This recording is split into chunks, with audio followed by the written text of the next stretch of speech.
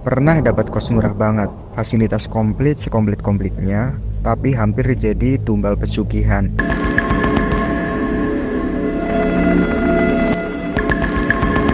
Jadi di sini saya mau menceritakan kejadian horor yang dialami oleh seorang mahasiswa yang kita sebut saja namanya Galang. Nah, jadi awal cerita tuh gini. Galang ini tuh seorang mahasiswa baru. Nah, waktu itu tuh Galang ini lagi nyari kos. Karena emang pada saat itu dia tuh telat nyari kosnya. Dan asrama kampus juga udah penuh. Ada sih satu yang masih kosong, tapi harganya tuh mahal banget. 1 juta belum termasuk air dan listrik. Nah, kebetulan banget nih, ada teman sejurusannya yang emang udah duluan masuk. Jadi, dia tuh nawarin ke Galang kalau ada kos murah di dekat sini, di dekat kampusnya maksudnya. Saat itu cuma 400 ribu doang. Udah dapat spring bed, kipas, air, listrik, pokoknya komplit lah seperangkat alat rumah tangga gitu. Si Galang ini sempat mikir nih, kalau kosan yang fasilitasnya sekomplit itu, tapi kok harganya jomplang banget. Udah fix sih, ini pasti kosan horor gitu. Cuma ya kayak ya udahlah, kalau horor gangguinnya kecil-kecilan mah gas aja. Yang penting murah dan lengkap. Tempatnya juga strategis banget, dekat sama kampus. Kadang juga Galang sama temen-temennya tuh pergi ke kampus jalan kaki tuh saking deketnya. Jadi model rumahnya tuh jadul, kayak rumah era-era 80-an gitulah. Ada juga beberapa ruangan yang emang udah usang banget, tapi sisanya sih aman aja. Semua rapi, bersih. Di dapur juga ada kulkas, kompor, meja makan, komplit lah peralatan dapur pokoknya. Jadi Galang ini cuma bawa baju sama peralatan mandi doang. Di kos itu terdapat 8 kamar. 7 kamar terpakai, termasuk Galang yang juga nempatin salah satu di antara 7 kamar itu. Jadi satu doang nih yang kosong. Kamar itu tuh digembok pakai gembok besar, plus dirantai. Kata ibu kos sih itu cuma gudang. Tapi kalau pas dilihat tuh kayak nggak ada apa-apa di dalamnya. Bener-bener kosong, nggak ada isinya. Tapi nggak tahu kenapa bisa sampai digembok plus dirantai gitu. Sampai di sini semua masih berjalan dengan lancar lah, masih aman. Paling adalah kegiatan yang tak kasat mata gitu. Sesuai prediksi Galang waktu pertama kali mau ngekos di situ tuh. Jadi penghuni kos di situ, termasuk Galang, itu tuh udah biasa banget kalau ngedengar ada suara kayak ibu-ibu yang lagi masak di dapur. Tonnya tuh kayak orang yang lagi hajatan gitulah, rame banget. Pas disamperin ya kosong tuh dapur, nggak ada satupun orang. Sering juga mereka ngedengar suara kayak piring-piring yang dipecahin di dapur. Di situ si Galang dan temen-temennya nih, tiap pagi pasti ngantri buat ke kamar mandi. Dan yang paling aneh di sini tuh, yang ngantri itu 7 anak. Padahal kan yang ngekos di situ emang cuma ada 7 anak. Di situ pintu kamar mandi, anehnya juga terkunci dari dalam.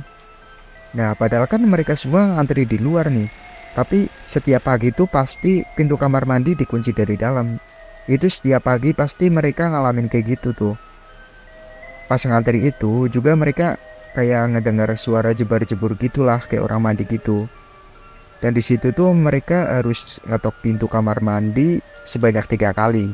Sambil ngomong gini nih, siapa aja yang ada di dalam kamar mandi buruan keluar. Gantian gitu. Baru tuh si makhluk yang ada di dalam kamar mandi tuh mau berhenti. Dan di situ pintunya bisa dibuka, nggak dikunci lagi. Kejadian itu tuh kayak udah jadi makanan sehari-hari mereka selama ngekos di situ. Jadi mereka emang udah nggak kaget sama sekali. Singkat cerita, si Galang dan teman-temannya ini udah ngekos di situ selama kurang lebih 1,5 tahun lah. Nah, di sini nih, mereka mutusin buat keluar dari kos itu. Karena emang puncak terornya itu tuh ada di waktu ini.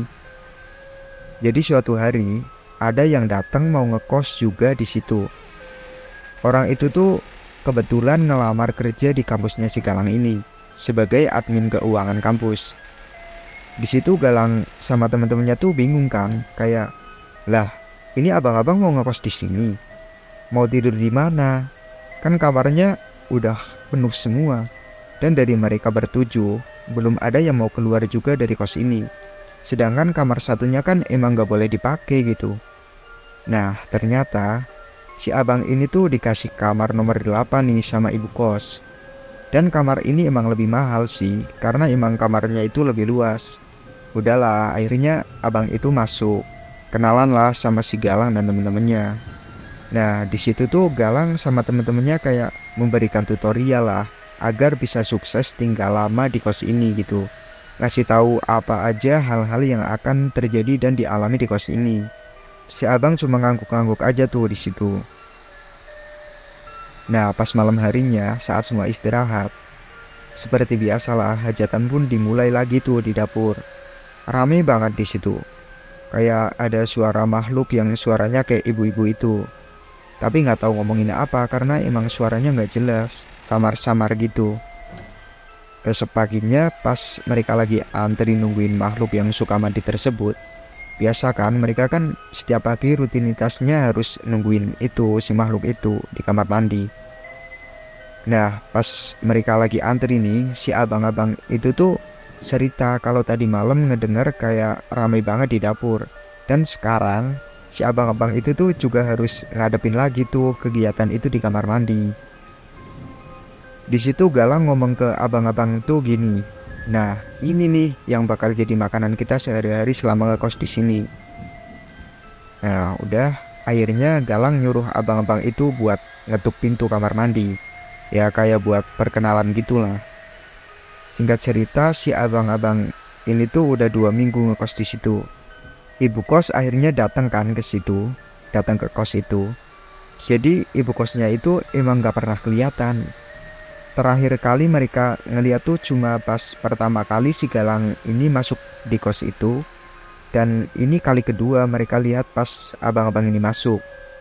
Dan ketika tuh pas ibu kos ngadain hajatan besar-besaran tuh. Anehnya kan hajatannya besar-besaran, tapi yang diundang tuh cuma anak-anak kos aja.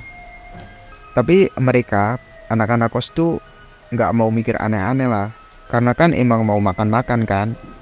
Ya pas banget waktu itu tuh emang lagi tanggal tua. Jadi ya mereka gas aja lah tanpa mikir ini itu. Mereka akhirnya datang nih ke rumah ibu kos.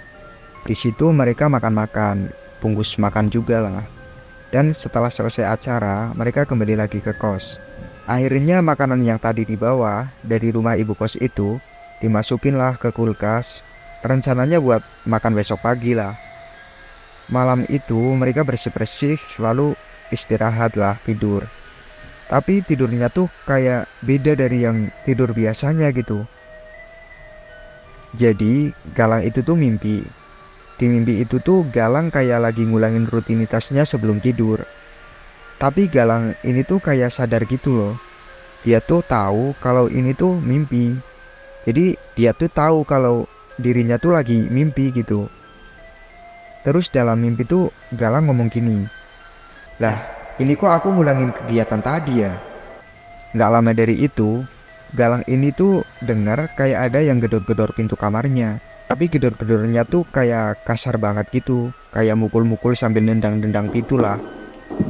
Di situ Galang cuma bisa diam aja, nahan nafas dan masuk ke lemari tuh buat sembunyi. Gak lama, Galang ini tuh dengar kalau pintunya itu dibuka.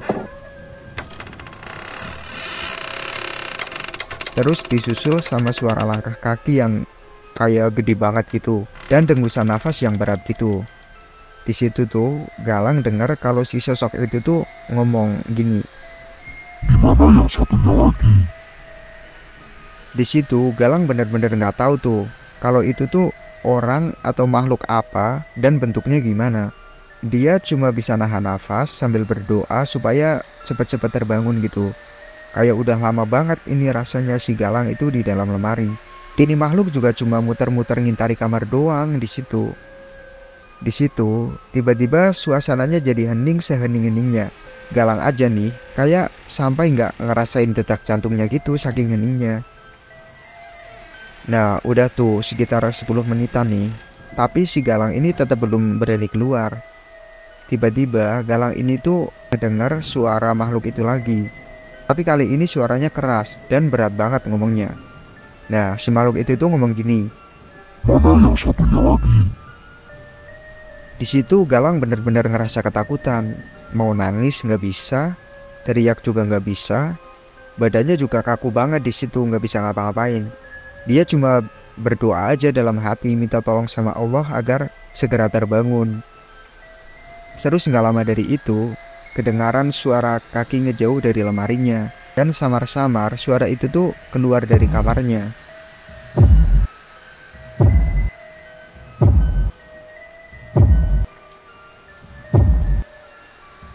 Setelah itu, Galang ini memberanikan diri buat keluar dari lemari tuh. Dia jalan pelan-pelan buat nutup pintu kamarnya yang terbuka. Dan di situ dia ngunci pintu kamar lah. Nah, setelah itu dia kembali lagi tuh masuk ke dalam lemari sambil terus berdoa lah pokoknya. Tiba-tiba Galang ini ngedengar suara adzan subuh tuh yang ngebuat dia terbangun. Di situ dia benar-benar bersyukur banget. Tapi di sisi lain, dia tuh harus ngelewatin satu adegan lagi buat keluar kamar. Karena dia kan mau ambil wudhu tuh. Nah, di situ dia harus ngelewatin lorong buat ke kamar mandi. Akhirnya di situ dia ngeberaniin diri buat keluar kamar. Dan untungnya nggak ada kejadian apa-apa di situ. Habis sholat nih, si Galang siap-siap lah nyiapin keperluan ke kampus.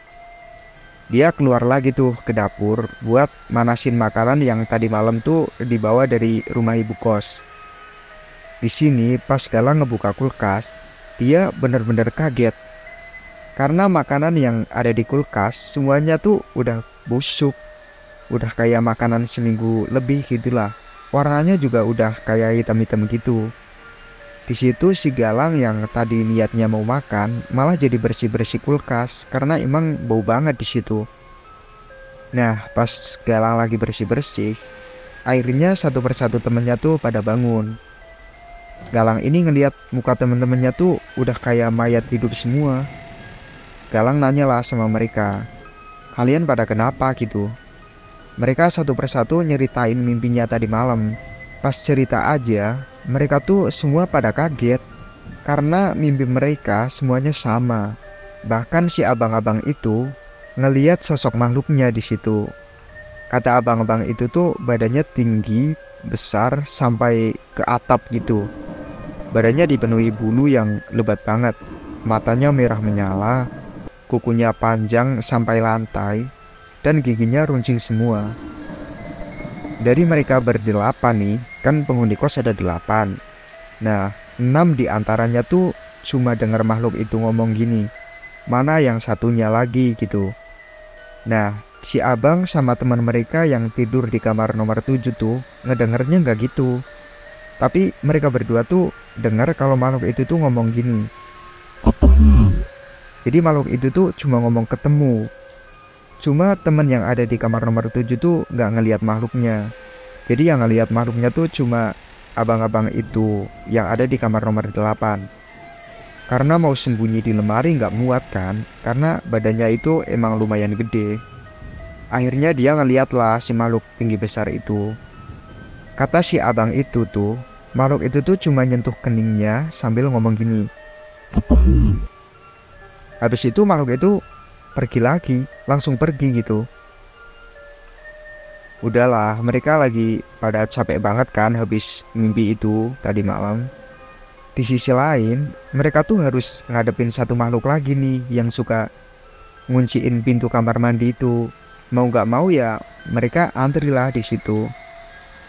Nah, pas lagi antri, di situ si Galang tuh ngeliat kalau di punggung si abang itu tuh kayak ada bekas cakaran panjang banget. Tapi cakarannya tuh kayak bekas luka yang udah mau sembuh gitu. Akhirnya si Galang nanyalah ke abang-abangnya, itu kenapa bang gitu. Tapi abangnya nih ngejawab nggak tahu gitu. Sebelumnya emang belum ada kayak gitu.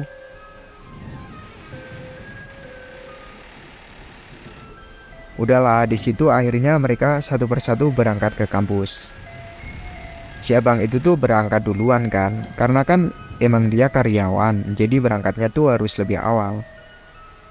Nah, di situ Galang sama temen-temennya tuh ngeliat ada ibu kos lagi nyapu halaman.